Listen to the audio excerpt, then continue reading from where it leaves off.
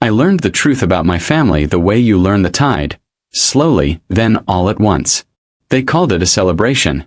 I called it a test I did not know I was failing. The morning smelled of diesel and champagne. The yacht's varnished rail winked like a false promise. Rowan's voice was warm and practiced. Sophia's smile kept too many secrets. They had invited me aboard to mark my recovery after glaucoma surgery. And I accepted because I wanted the illusion of normalcy with my son. I wanted to feel like family again. I wanted to believe. Before we begin, tell me, have you ever trusted someone so deeply, only to discover they were the reason your life fell apart?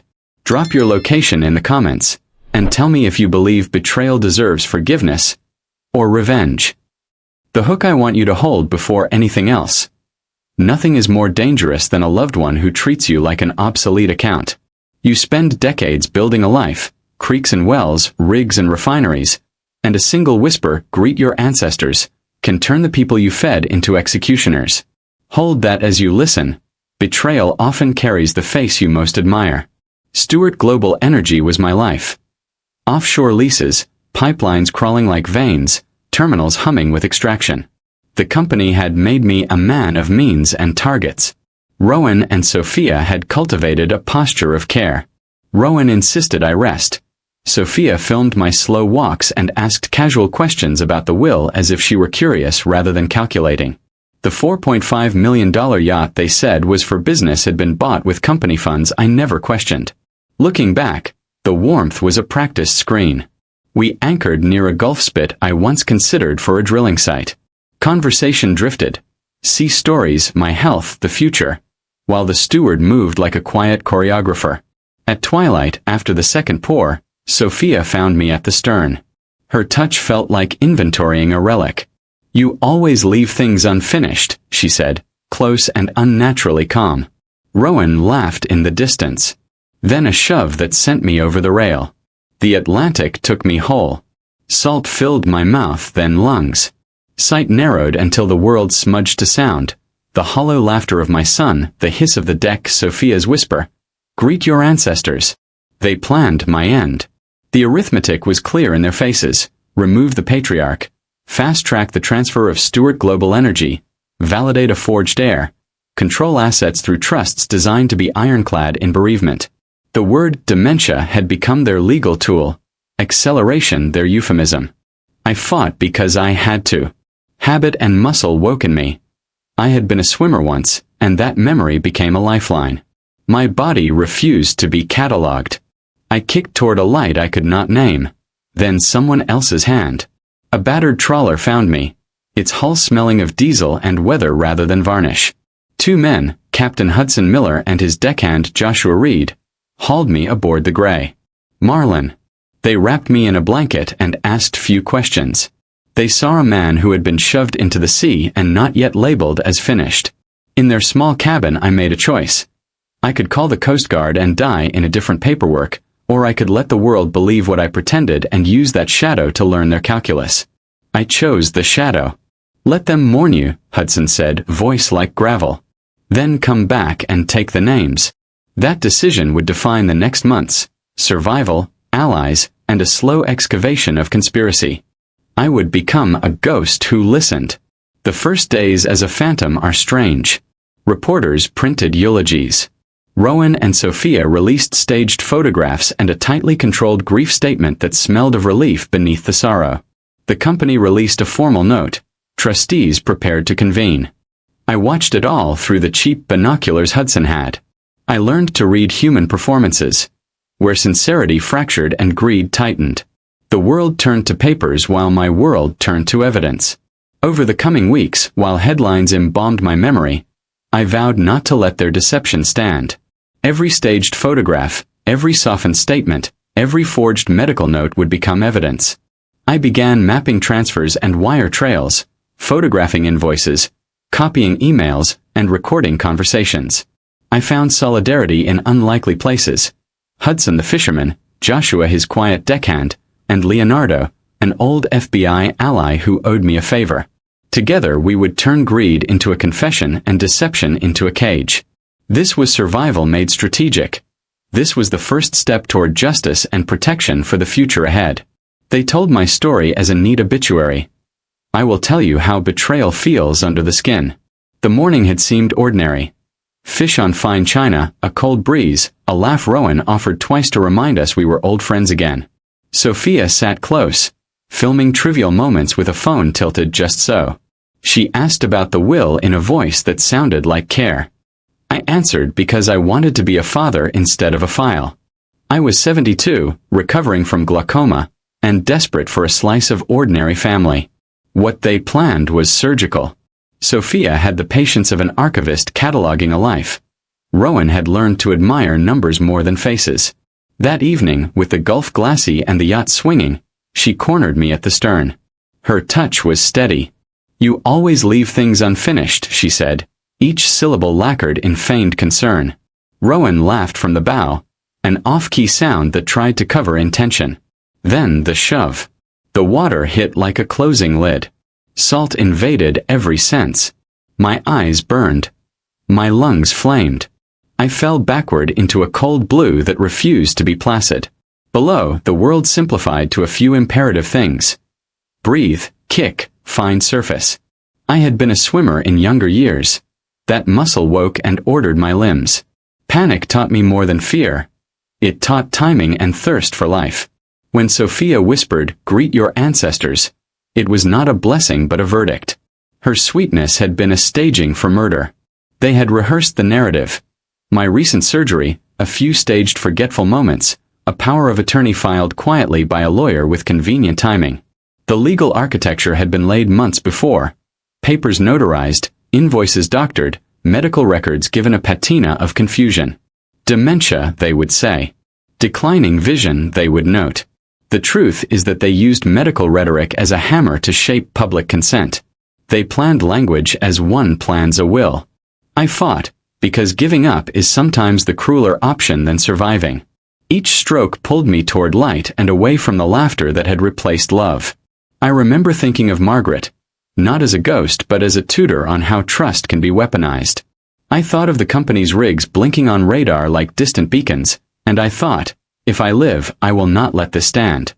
I will make their arithmetic visible. I will make their greed transparent. That was a kind of oath. Rescue arrived like mercy in a weathered shape.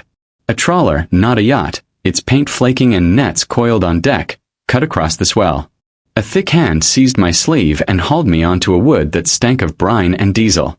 The men were Captain Hudson Miller and his deckhand, Joshua Reed. Men who knew the Gulf's moods and who measured rightness in small truths. Hudson wrapped a blanket around me and asked few questions.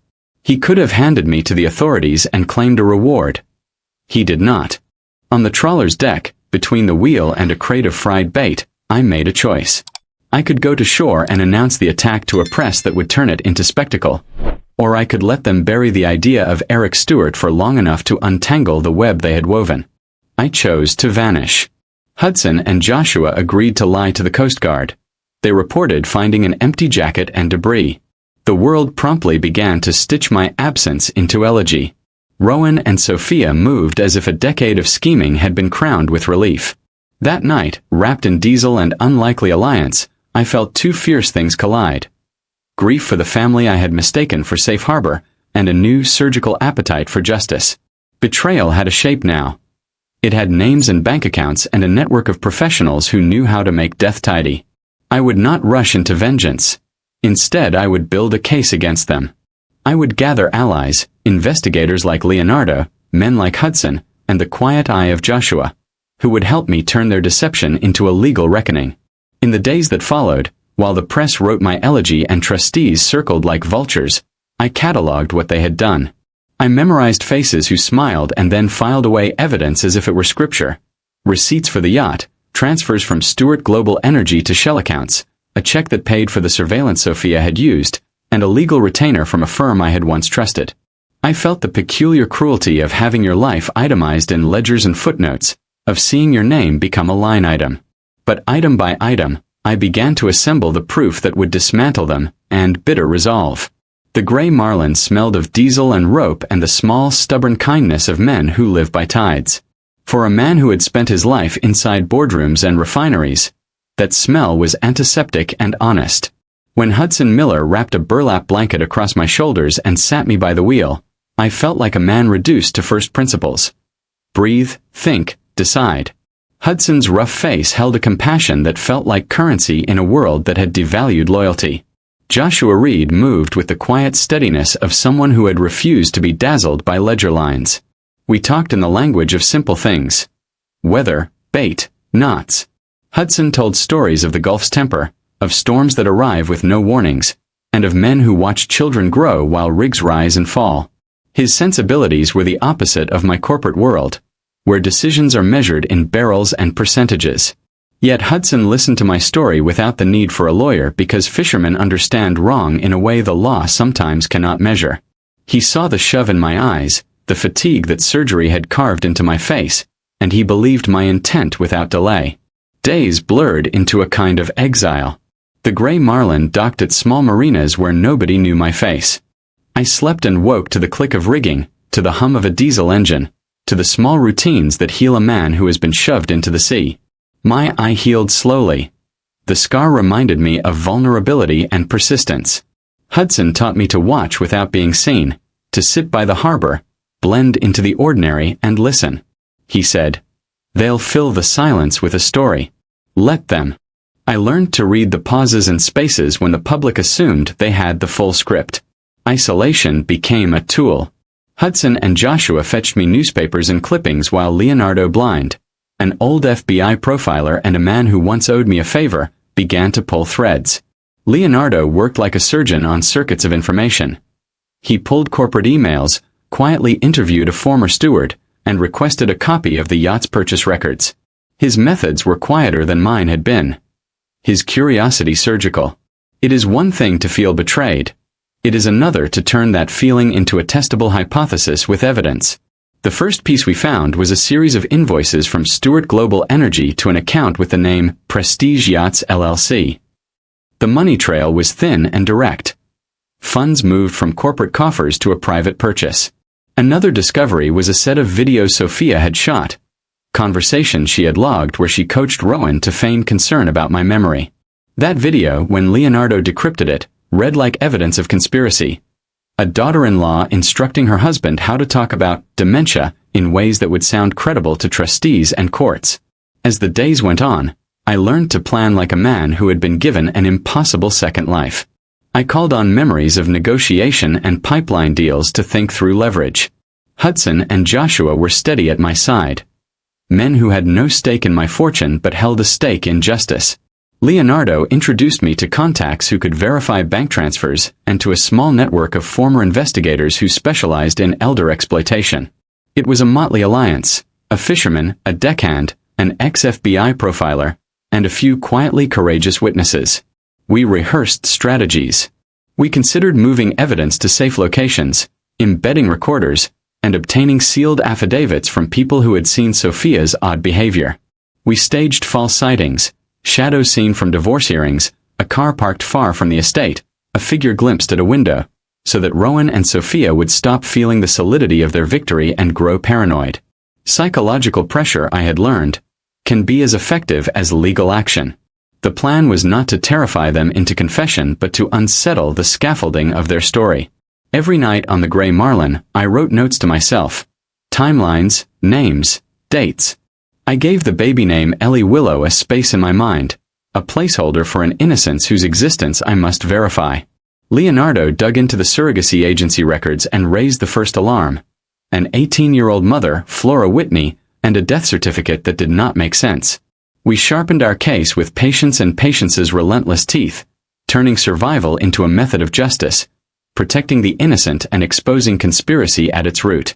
The world announced my death with economy and appetite. Headlines printed my name with commas and dates, as if they had already filed away everything I had become. I watched from a small room above a marina. Hudson called it a safe house, from which the city looked like a patient ledger. The press release had been practiced, a tragic drowning while on a family outing, later amended with a note that an investigation was pending. Rowan and Sophia released a photo of themselves in tailored mourning that smelled faintly of relief. They staged sorrow as if a public performance could erase intimacy's absence. Rowan's face at the press conference was controlled. Sophia's eyes were wet in all the right frames. They read a short statement about grief and respect, about needing time to consult trustees and counsel. I watched them through a pair of binoculars that made everything too small and too sharp. They believed the narrative they'd financed. The community offered condolences and shares fluctuated. Stewart Global Energy's board released a terse note acknowledging the tragedy and promising continuity. Trustees convened in rooms that smelled of sawdust and legal pads. Lawyers moved like ice, cutting opportunities into manageable pieces. I learned a new language. Probate calendars, bond requirements, emergency fiduciary appointments. My company's compliance officers, perhaps confused, began making perfunctory inquiries, while Lydia Campbell, a Houston lawyer I had once met at a charity dinner, quietly offered assistance on estate transition. She proposed forms and consultants, the kind of help that later proved to be a surgical convenience. It was at this stage that Leonardo and I began probing publicly available records. Even a shadow man cannot hide entirely in a world that prints receipts for everything.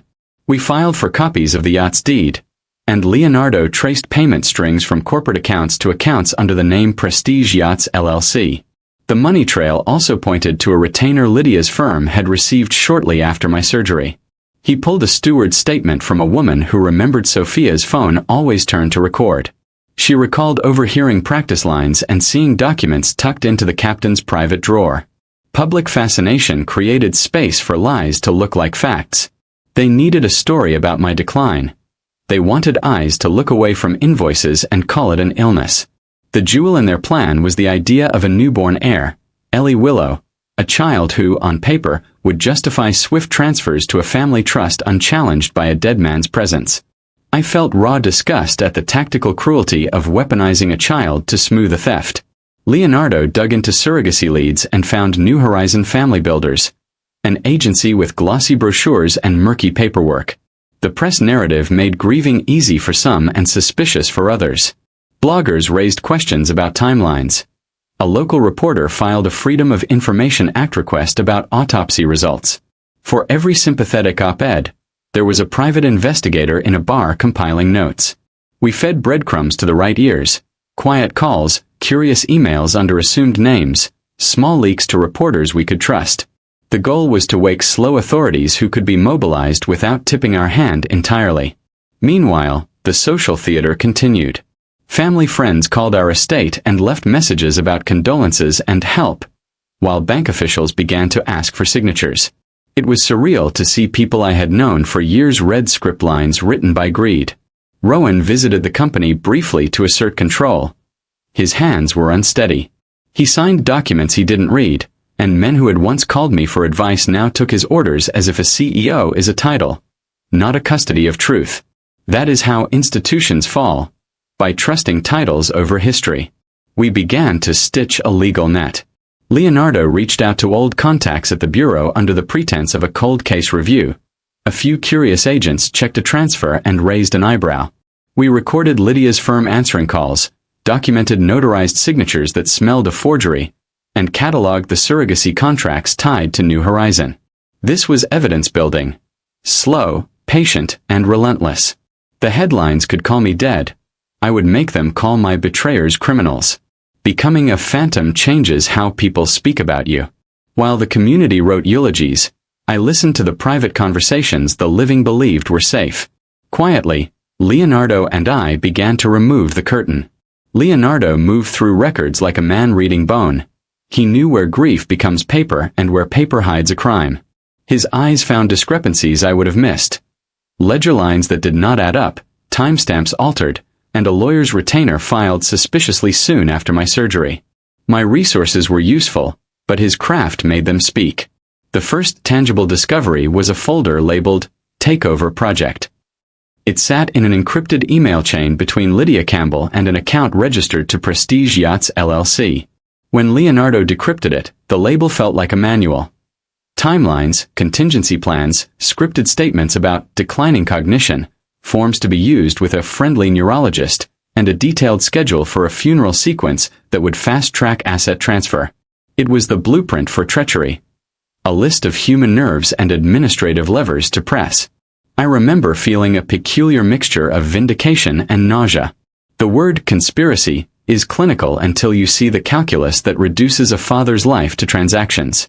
There were spreadsheets showing transfers from company coffers to shell accounts, invoices for the yacht purchase, a retainer paid to Lydia's firm, and a ledger entry labeled Project Ellie with a birth certificate scanned and attached. The birth certificate named Ellie Willow Stewart as their daughter and sole heir, though Sophia's abdominal had shown no sign of pregnancy. The forgery smelled of cold design. Leonardo dug further and found a shadow network. New Horizon Family Builders, an upmarket surrogacy agency, appeared in the documents. There were intake forms, transfer receipts, and a medical report that would be impossible to reconcile. An 18-year-old birth mother, Flora Whitney, listed as having delivered the child, then dying hours later from complications. The death certificate had inconsistencies, doctors' signatures that did not match hospital records, and a coroner's note abbreviated in a way that looked like an edit. Someone had smudged evidence hoping no one would notice. I felt something crack inside me when I read Flora's name because the exploitation smelled of a particular cruelty. The child had been turned into a legal instrument, and a young woman's life had been reduced to paperwork to eliminate a witness. This was not mere inheritance theft anymore. This was trafficking wrapped in consent forms. Leonardo and I took this to heart. Exposing the baby's origins would not only secure justice for me but save a life. We began assembling a case against both Lydia and the network she had built. Our work attracted allies. Hudson and Joshua were steady presences, providing logistical support and a moral gauge. A former steward from the yacht, a woman named Rachel, contacted Leonardo after seeing an anonymous note. Her testimony confirmed Sophia had been filming rehearsed lines and that she had seen documents hidden in the captain's safe. An accountant who had once grumbled about irregular transfers began sending copies of invoices from a secure drop. The list grew, small, irrefutable things that trussed up their story. We discovered that Lydia Campbell had specialized in a particular legal niche, rapid probate maneuvers and compassionate acceleration narratives that would allow estates to be redistributed while public sympathies still favored grief. Her firm maintained a network of compliant medical professionals, caretakers, and trustees. In the files we found lists of names and case notes tied to past elder deaths with similar patterns. Quiet payments, sudden incapacity declarations, and efficient transfers of assets. The pattern was monstrous in its ordinary efficiency. Leonardo also found correspondence suggesting Lydia had been involved with Margaret's file years earlier. That connection read like an accusation across decades. Lydia had moved into my life after Margaret's death, offering counsel and a soft hand that could carry legal recommendations. It looked like a cultivated entry point, a long con that would eventually place Rowan within reach. Suddenly, my son's betrayal had generational breadth. What looked like a son's greed might be the product of someone else's cultivation. With each revelation, the moral imperative grew clearer. I did not want revenge in a base sense. I wanted to dismantle a system that turned elders into harvests. We began compiling sealed affidavits, collecting digital evidence, and building a chain of custody strong enough to withstand courtroom scrutiny. Leonardo reached out to one or two trusted bureau contacts to test the waters, and small, careful inquiries began to surface. Seeds of suspicion had been planted. Their roots would find the light through evidence, patience, and the stubborn insistence that family means showing up to protect, not to plunder. They filed my life under a project name. When Leonardo slid me the decrypted files and I saw the title, Takeover Project, I felt that particular shock that comes when a private betrayal reads like a business plan. This was no clumsy theft. It was a deliberate campaign, mapped with timelines, contingencies, and financial routes. In those sterile lines I found their intent, to recast my death as an opportunity and to harvest every asset I had built in oil and gas. The documents were precise. Timeline entries listed staged incidents, scripts for trustees, and notes titled Medical Narrative, Dementia Progression. One entry recommended leveraging a yacht outing to create obscurity during accident. Others suggested press statements to nudge public sentiment. There were invoices moving funds from Stewart Global Energy to Prestige Yachts LLC, and subsequent transfers through a chain of shell companies. The arithmetic of betrayal showed in columns and ledger notes. Leonardo and I worked through the files like men peeling an onion. Slowly, layer by layer. He used contacts in compliance and banking to trace wire trails. I sat with Hudson in a marina room while these confirmations arrived. The transfers were small at first, then larger. They coordinated the yacht purchase with legal retainers paid to an estate lawyer in Houston. That lawyer's name, Lydia Campbell, recurs with chilling frequency in the file headers. Her firm's brochure language about swift probate solutions now looked like cover. Among the documents were psychological notes, lines intended to shape Rowan's response, coached phrases for Sophia, and a contingency tagged accelerate. That word felt like a blade. It described speeding up the process if obstacles appeared. They had thought through resistance and proposed medical opinions to corroborate staged decline. Seeing this made conspiracy feel surgical. They weaponized medicine and legal procedure to engineer consent. We found names beyond the immediate family. Physicians, social workers, bankers, professionals listed with attached payments and discrete instructions. Each name was a link in a chain designed to funnel assets into trusts and shell accounts. This was a network, not merely a son's crime. It resembled an industry. Elder exploitation industrialized through legal and medical facilitation. The takeover project was business methodology applied to kinship. At first I felt raw, animal fury, an urge to confront them and tear the documents apart. Leonardo taught me patience. Evidence, he said, is a slow blade. So we began quietly. A former steward remembered Sophia's secret of filming. A nurse remembered an envelope taken home. An accountant dripped copies of odd transfers into a secure drop. Each small memory became a thread we could stitch to the files. We also discovered a grotesque marketing plan. Project Ellie. The file contained a forged birth certificate naming Ellie Willow Stewart as their child and rightful heir. The plan was to create an heir by legal design, then use that fabricated lineage to justify swift probate transfers. There were contracts with an agency called New Horizon Family Builders and a medical report naming a young surrogate, Flora Whitney, who reportedly died from complications. The death certificate felt wrong in its language and timing. Leonardo pulled a thread tying Lydia to my late wife's estate. Her signature appeared on documents surrounding Margaret's death that had once seemed sanitized. The pattern suggested long cultivation, entry through counsel after sorrow, then influence over trustees and medical recommendations. If Lydia had designed Margaret's exit years earlier, then the takeover project was the harvest of a patient field. We turned to building legal muscle. Affidavits from the steward, corroboration from hospital staff, bank confirmations, and digital forensics on Sophia's devices. We also planned psychological moves, false sightings, anonymous notes, to unsettle them while we compiled evidence. The goal was to make the takeover project speak aloud, not whisper. They had left breadcrumbs in ledgers and margins. I would follow those breadcrumbs into court, convert their cruelty into public record, and show them they had not engineered my end. They had been exposed. Project Ellie exposed the cruelest corner of their scheme. The scanned birth certificate for Ellie Willow Stewart felt like a smudge over a child's life. On paper, the document was flawless. Hospital stamp, pediatrician signature, recorded time of birth. In the files, it existed as a legal device. A living token meant to validate transfers. Someone had paid to manufacture an heir, and the idea of a newborn used as a lever to seize Stewart Global Energy made my blood run cold. The certificate linked to contracts with New Horizon Family Builders, an upmarket surrogacy agency whose glossy pages masked clause-heavy contracts allowing preemptive guardianship and unusual control over documentation. Payments routed from Prestige Yachts LLC through shell entities appeared in the agency's accounts. That money trail matched entries in the takeover project timeline. Whoever stood behind Project Ellie had designed an heir where none existed. Worse was the Saget's record. The files named Flora Whitney, 18, recruited through a rural outreach program and promised compensation. Her medical report listed delivery, complications, maternal death. Yet hospital logs showed inconsistent timestamps, mismatched technician initials, and a coroner note that read oddly. A midwife refused to sign the final papers and later described pressure from an unnamed recruiter who urged the case's speed. A courier admitted packages from Lydia's office bypassed normal checks. The paper trail smelled of staged urgency.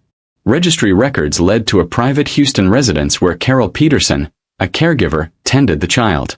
Carol adored babies and had no idea Ellie's existence was part of a larger machinery. We approached gently, no raids, no panic, because we needed her trust. When we told Carol about Flora and the anomalies, she wept and agreed to help. That small human reaction changed the legal calculus. Protecting Ellie had become immediate and personal. Leonardo filed a temporary protective custody petition under a pseudonym to freeze any transfer. We secured affidavits, subpoenaed hospital logs, and copied surrogacy agreements. Hudson used a contact to retrieve hospital paperwork discreetly. Each document mattered. A single missing page could let Lydia's machine recalibrate. We also crafted a moral narrative to accompany the forensics. Project Ellie was framed for the Bureau as exploitation, forced surrogacy, possible wrongful death, and a child instrumentalized as legal leverage. Leonardo argued ethical outrage would mobilize resources in ways spreadsheets could not. He was right. We traveled to Flora's hometown to speak with those who knew her. A neighbor described a shy girl who dreamed of steady pay. A cousin remembered recruiters who promised escape. We recorded sworn statements, obtained outreach flyers and bank deposit slips, and tied these human details into the forensic narrative linking recruitment to Lydia's contracts and financial trail and human cost. With Carol's recorded statements, a pediatrician's independent verification, and a sealed request for DNA under protective order, we prepared for legal action that would secure Ellie and expose Project Ellie. A newborn had been drafted into theft. We would convert that cruelty into evidence and ensure the child's life was protected beyond ledger lines. Margaret's photograph became evidence rather than mere comfort. I had accepted her death as an aneurysm, but Leonardo's files suggested a different story. Lydia Campbell's name appeared in estate notes and counsel memos connected to my wife's final days. A retired nurse produced a letter about an unusual payment to a hospital technician after Margaret's admission. A staffing ledger placed a doctor linked to Lydia on call the night she died. The neat obituary language began to feel like cover. At first, suspicion felt monstrous. Imagining someone engineering the death of the woman I loved was almost sacrilege. Yet paperwork and timestamps built a pattern. Leonardo traced transfers to Lydia's firm and found retainer payments labeled vaguely as consultation. It looked like cultivation. Counsel offered in grief that led to influence over trustees and medical opinions. Lydia's proximity after Margaret's death began to read as strategic placement. Clinical notes revealed altered entries and smoothed records. An independent pathologist flagged inconsistencies between reported symptoms and recorded vitals. Those anomalies alone were not proof, but combined with witness statements and bank trails, they shaped credible suspicion. My anger moved from private betrayal to public duty. If Lydia had used grief to gain access, she had created a pipeline for exploitation. Leonardo mapped Lydia's interactions over years. Her firm's practice read like grooming, injections of doubt into Rowan's confidence, legal recommendations that subtly restructured family governance, and suggestions for trusted medical assessors. She did not simply advise. She placed people and documents until systems bent toward her client's advantage. Rowan's change from son to accomplice now had a visible architecture. We widened the inquiry. Leonardo pulled court files Lydia had handled and cross-referenced them with rapid probate, odd retainer fees, and repeat use of certain administrative stamps. A former medical examiner reviewed flagged files and found common markers: rapid probate closures and repeated use of a particular stamp. Those confirmations elevated suspicion into prosecutable leads. We interviewed Margaret's sister-in-law, volunteers from the charity where Lydia had first surfaced, and a former hospital clerk who remembered Lydia's quiet visits. Those recollections showed a method: enter sorrow, provide counsel, and direct families to specific consultants. Leonardo subpoenaed server logs and hospital records. Forensics recovered emails where Lydia's office requested rapid certification from a neurologist. The neurologist's notes echoed phrasing found in takeover project scripts. Hospital schedules confirmed suspicious on-call assignments. We obtained messages between Rowan and Lydia that revealed a campaign of influence. Text threads reframed my actions as neglect and proposed legal solutions. Leonardo presented those messages with banking anomalies and witness testimony, showing a trajectory from counsel to manipulation. Handling these discoveries required legal precision. Sealed subpoenas, secure chains of custody, and forensics to preserve server logs. Hudson and Joshua transported originals. Leonardo coordinated with a trusted federal contact to review the dossier before public exposure.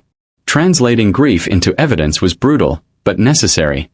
It gave investigators a path forward rather than leaving the past filed as an obituary. Rowan was not born a villain.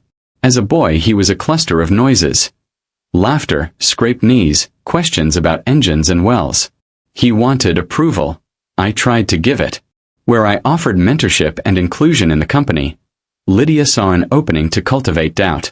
Her methods were surgical. She invited Rowan to meetings and coffee, offered praise when convenient, then fed him a steady narrative about being overlooked. The shift was subtle at first and then inevitable.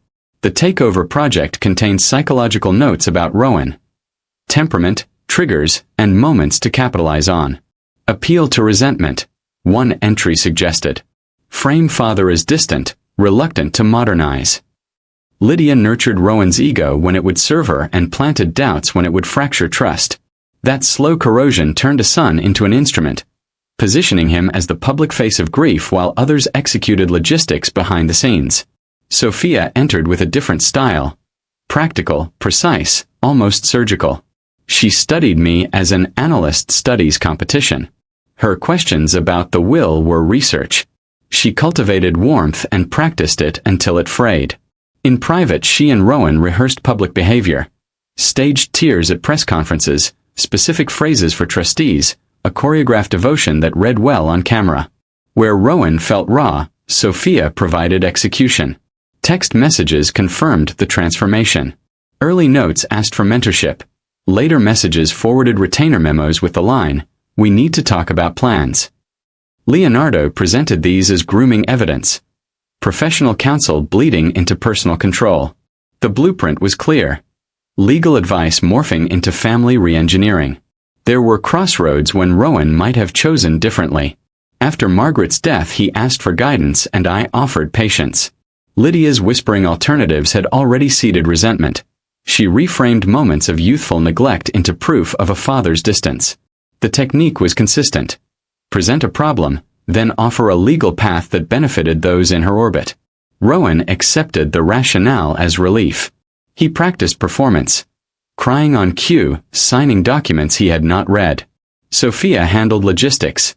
Lydia coached them both on how to speak in court, what to present to trustees, and how to control narrative. The family kitchen gave way to conference rooms. Intimacy was repurposed for legal design. When the yacht outing was staged and the doctor's notes forged, Rowan became participant, not merely pawn. His later letters mix apology and rationalization. Talk of debt, pressure, and Lydia's advice. Those letters are evidence of remorse and manipulation both. The complexity does not absolve him, but it contextualizes his path. My decision was to present the whole story. Grooming, financial ledgers, coached emotions, and staged performances. Exposing that architecture would not excuse Rowan, but it would reveal how a network weaponized family longing into a plan of plunder. My aim was truth, not vengeance, so others might be spared. Always. Psychological warfare is an art of precise irritation. I had learned its contours in boardrooms. Small moves that shifted perception.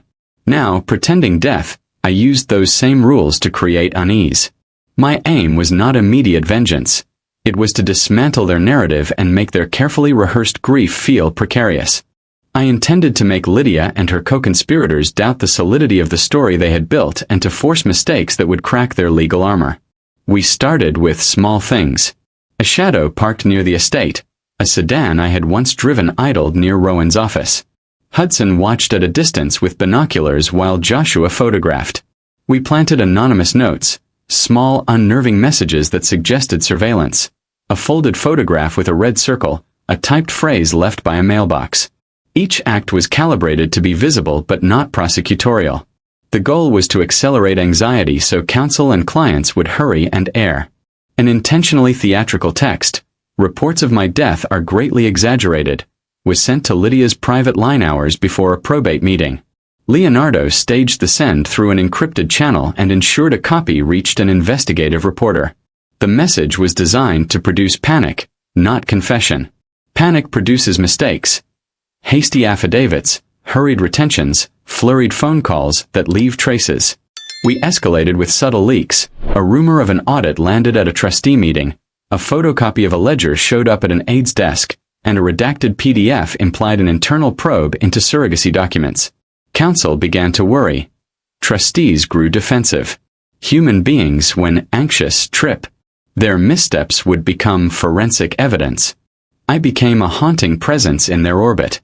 I would appear as an odd-parked car near Rowan's breakfast, send anonymous clippings about elder exploitation to Sophia, or leave a stamped photograph at Lydia's office.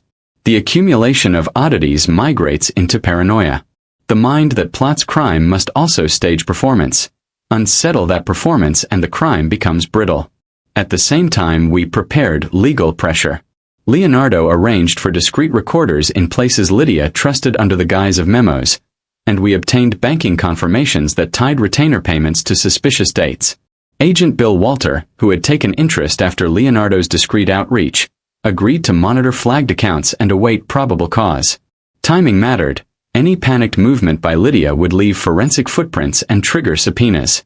A tactical leak referenced Ellie Willow by name and attached a nurse's account describing pressure to expedite paperwork. Seeing her name outside of control unsettled Lydia. The trustee signed without counsel, an aide forwarded an unsecured email, a notarization was rushed. Each misstep produced the seams investigators could pull. Our psychological campaign had produced tangible artifacts. Unsecured transfers, hurried signatures, and audible admissions captured on recorders. We never crossed legal lines. Our tactics were designed to catalyze errors, not coerce confession. But the moral calculus was clear.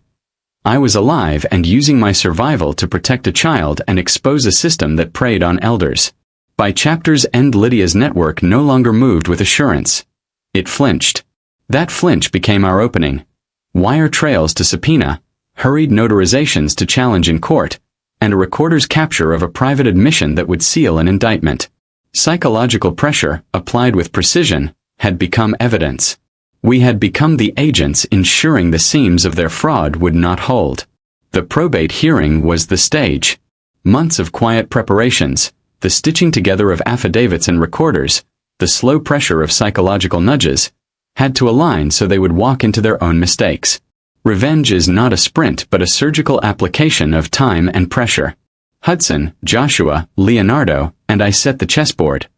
Agent Bill Walter waited in the wings until probable cause sparked. We needed public presence without tipping our hand, legal muscle without premature exposure. Leonardo handled forensics, bank confirmations, subpoenaed server logs, the yacht purchase trail. Hudson and Joshua managed field work, retrieving a forgotten invoice, coaxing a steward's testimony, installing a recorder where Lydia felt secure. I, the supposed corpse, was actor and director. Weeks before the hearing, I seeded leaks. An anonymous tip to a reporter about irregular surrogacy paperwork, a spreadsheet slipped to a trustee's assistant, a photograph of Sophia rehearsing left at a gala. Small doubts accumulated. We cultivated curiosity among the right authorities and discomfort among the wrong ones. Anxiety breeds haste. Haste makes mistakes. Leonardo coordinated with a federal contact who reviewed materials and suggested a sequence to ensure lawful seizure. We organized sealed affidavits from the steward and the midwife who refused to sign, and drafted a protective custody petition for Ellie Willow under an alias. The law is a blade. We learned to bend it without cutting ourselves. Lydia relied on speed and confidence. She coaxed trustees to sign. So we engineered discomfort. A ledger found on a trustee's desk required counsel to respond. A phony audit notice produced flurries of forwarded emails and hurried notarizations. Induced errors reveal intent. Unsafeguarded transfers, rushed signatures, off-the-record calls. On hearing day, the courthouse smelled of paper and tension. Lydia arrived in Navy, carrying the ease of someone used to moving systems with a word. Rowan and Sophia followed, grief practiced. They did not know the floor had been pried from beneath them. I waited a floor up, listening to a city blind to the unraveling about to begin. Leonardo's recorders had captured conversations in Lydia's office, car, and dry cleaner. Talk of accelerations, payments, and narrative control. We had transcripts, bank confirmations linking payments to prestige yachts, and a sealed petition to take Ellie into protective custody should the court see danger. The evidence mattered because it was methodical.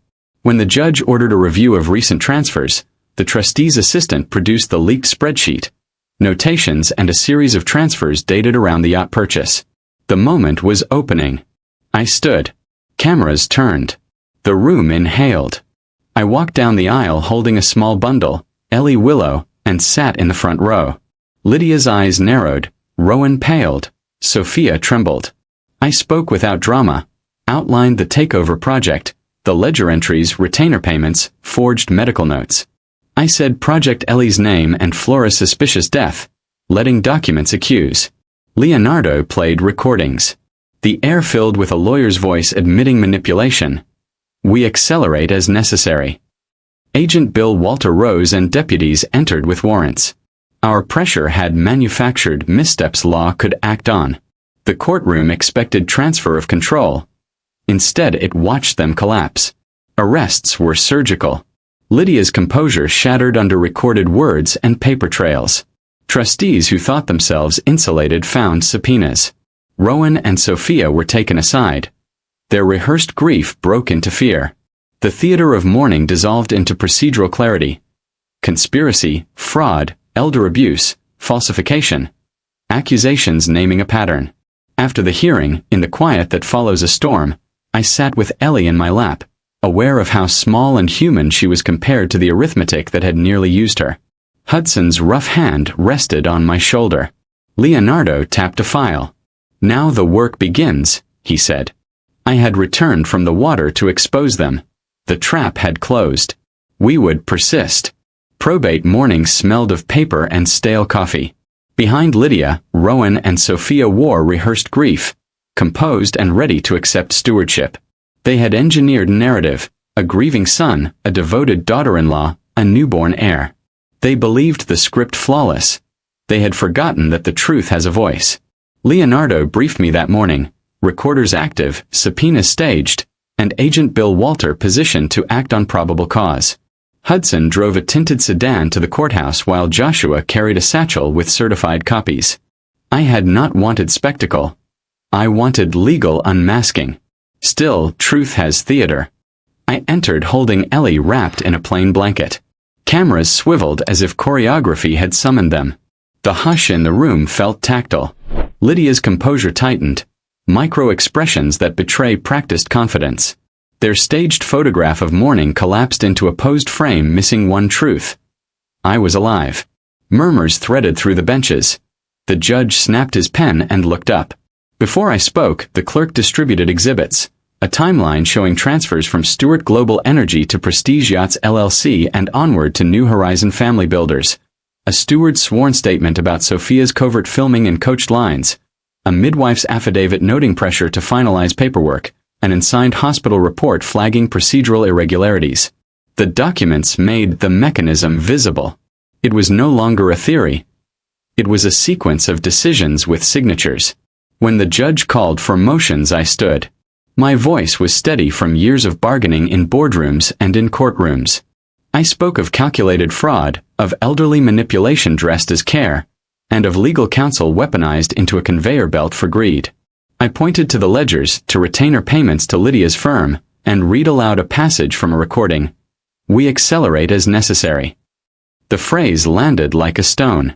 Lydia rose to object. Her objections were a ritual we had anticipated. She claimed selective editing, misinterpreted records, and unreliable witnesses. She dressed doubt in procedural armor. What she had not planned was Agent Bill Walter standing as deputies unsealed warrants in response to probable cause. Leonardo's meticulous chain of evidence had given law the ground to act. We played the recordings in full. The room absorbed the words, legal strategies framed as moral solutions, whispers about expedited care, and instructions for staged behavior. Sophia's practiced grief sounded manufactured. Rowan's coached phrases sounded hollow. The judge leaned forward. The gallery swelled with public recognition. This was not family drama but an engineered assault on an elder. Agent Walter summarized the findings. Forged documents, coordinated financial manipulation, patterns of undue influence, and suspicious circumstances around Flora Whitney's death. Deputies moved. Arrests were made. Lydia's stare met mine. A map erased. Rowan and Sophia were escorted to a secure room. Trustees faced subpoenas. The court had become a place of unmasking. The judge granted temporary protective custody for Ellie. Leonardo handed me a sealed packet with frozen account lists and warrant copies. Relief arrived in cautious waves. The trap had been sprung and rendered public. Law had acted. The work of repair and reform remained. Outside, news vans clustered. Reporters asked for statements. A camera found my face. I said simply that greed had been engineered, not accidental. We had exposed a network. Now we would dismantle its roots. That night, in a safe house Hudson arranged, I watched Ellie sleep and thought of Margaret and Flora. Returning alive had been the loudest act. Steadfast work would follow. Steadfast. The reckoning unfolded not as catharsis but as procedure. Files opened, voices recorded, witnesses sworn.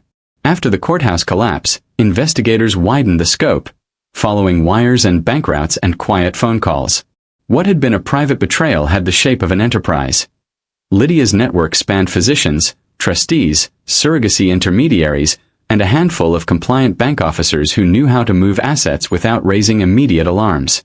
Leonardo obtained server backups, matched voice prints, and flagged recurring vendors and payment schedules that read like a ledger of exploitation. His work revealed consistent language across cases, repeated vendors, and payment rhythms synchronized with sudden deaths or rapid probate closures. The evidence read like an industry.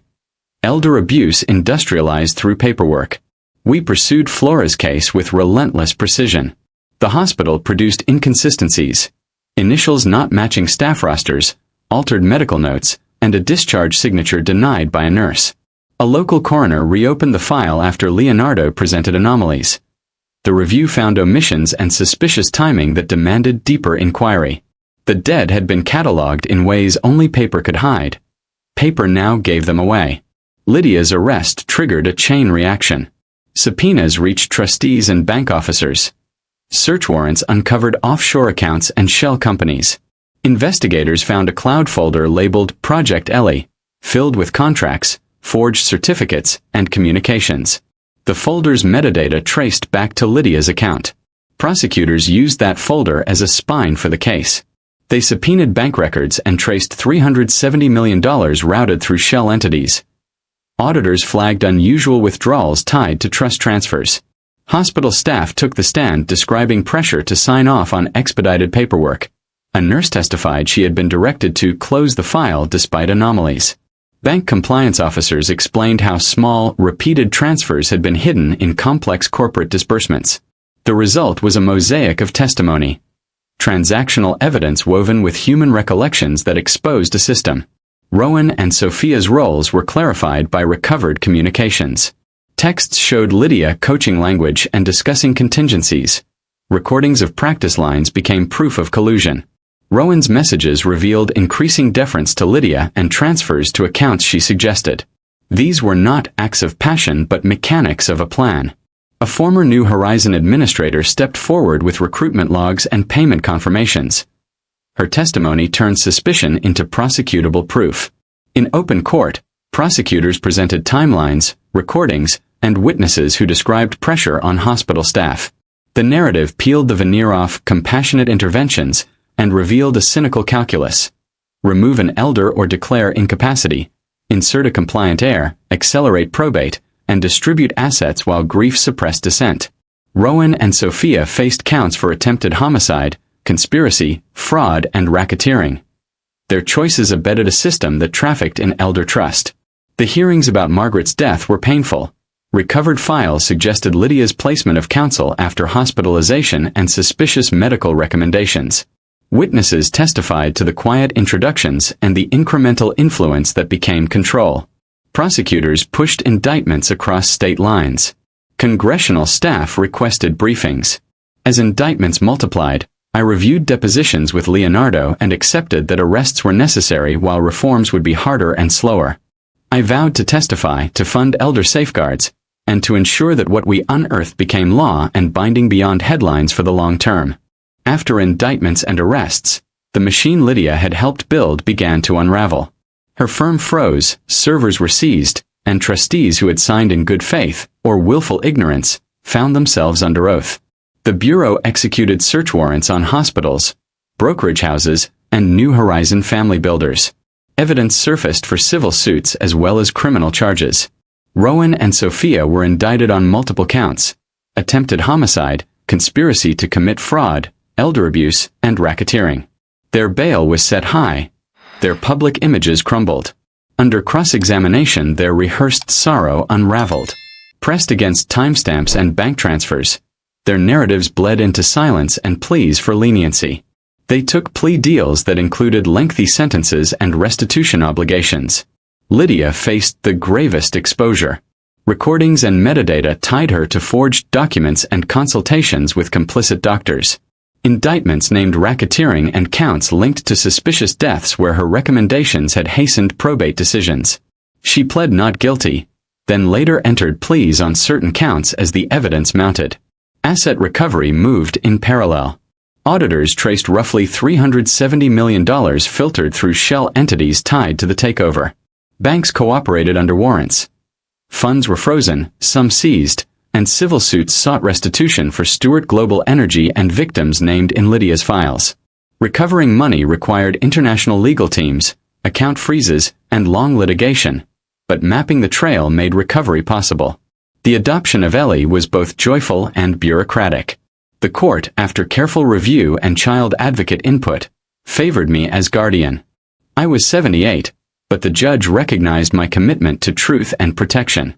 Adoption involved background checks, home studies, and guardian interviews that ensured Ellie's future. I named her for Flora and Margaret, honoring her birth mother and the wife I had lost. Public response was fierce. News outlets dissected trial tapes. Op-eds demanded probate, surrogacy, and hospital reforms. Congressional hearings were set. Leonardo and I testified about how legal processes could be corrupted. I learned to speak in ledgers and dates as much as in grief. Collapse has collateral harm. Employees at Stewart Global Energy worried about pensions and community projects. We prioritized securing payroll, preserving operations, and reassuring markets. Leonardo and I met the board, installed independent trustees, and began forensic accounting to prevent further bleed. We returned assets where possible and set up a fund for victims. Letters from Rowan and Sophia arrived. Pleas and apologies that felt thin. Forgiveness is separate from justice.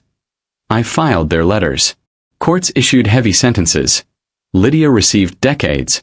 Rowan and Sophia accepted multi-decade terms. Others implicated faced fines and prison. The justice system acted.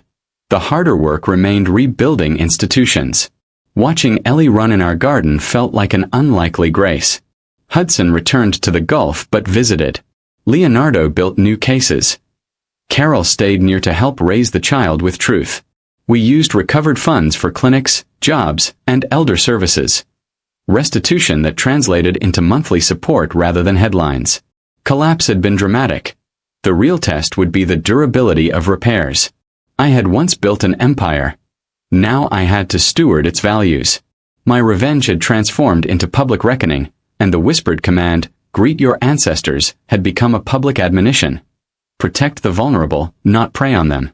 The work was long but necessary. Years passed like careful calendars. Headlines quieted, but work continued. We used recovered funds to create a foundation in Margaret's name, the Margaret Willow Trust for Elder Advocacy. Leonardo directed casework through that trust. Hudson consulted on community outreach in Gulf towns, and Carol helped with child advocacy. The company that had once been a target became part of the remedy. Raising Ellie changed everything. She asked one day, at 4 years old, why I had saved her. I explained simply, because she was human, and because the people who betrayed me had tried to use her to steal what belonged to others. She cocked her head and asked for a story.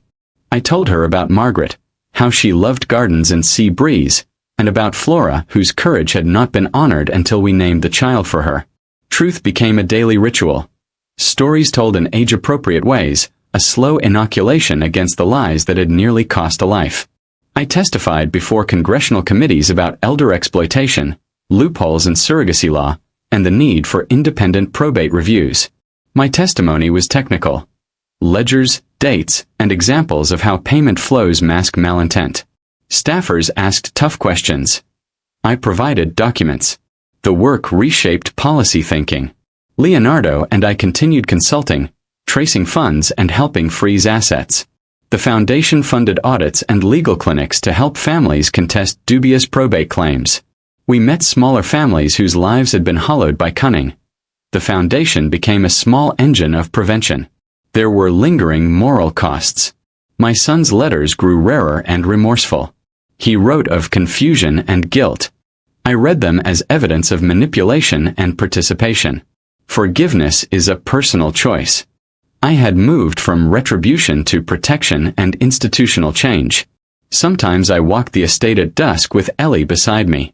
She chased light across the lawn while I recited timelines, bank entries, and witness names in my head. The intimacy of play and the gravity of recovery coexisted. Once, watching the Gulf burn low and red, I thought of the night they shoved me into the ocean. The sea had been a grave and a resurrection. I had been pushed into waters by greed and then brought back by strangers who loved nothing of my wealth. The trust funded a memorial scholarship in Flora's name and partnered with hospitals to tighten surrogacy protocols. We sponsored workshops about elder rights and provided legal navigators in probate courts. The foundation's helpline received thousands of calls. Through outreach, we prevented several attempted frauds. I also drafted a manual of procedural red flags, what to request at appointments, which surrogacy clauses to audit, how to vet trustees. Families used it as a checklist in courtrooms. When final appeals were resolved and settlements returned portions of looted funds, I established an endowment to support workers displaced by the scandal. Restitution that kept people employed and clinics open. Justice in everyday life becomes steady payments that sustain communities month after month. Do I regret the fight? No. Truth was a costly gift, but not a bitter one. Ellie sleeps safe. The foundation prevents harm. The company publishes governance reports. Rowan and Sophia serve sentences. Lydia serves as a warning. But punishment was never the final aim. Protection was. On quiet nights when Ellie sleeps and the Gulf breathes, I remember Sophia's whisper, "Greet your ancestors." I did, by honoring the past and building protections for the future. I chose guardianship and reform. I chose presence. The sea returned me to a world that was broken, and I returned it better guarded. Ellie grew into a small, stubborn light, proof that even when greed plots darkly, human care can prevail. Tell me something. If you were standing where I stood, betrayed by the very blood you trusted, watching your family turn your love into a weapon, what would you have done differently? Would you forgive? Or fight back? Do you believe revenge ever brings justice? Or does it just feed the guilt that never leaves you? I really want to hear your take. Drop your thoughts in the comments below. Let's talk about trust, betrayal, and the thin line between revenge and redemption. And hey, if stories like mine make you question what people are truly capable of, make sure you hit subscribe, because there's always another story waiting to unravel.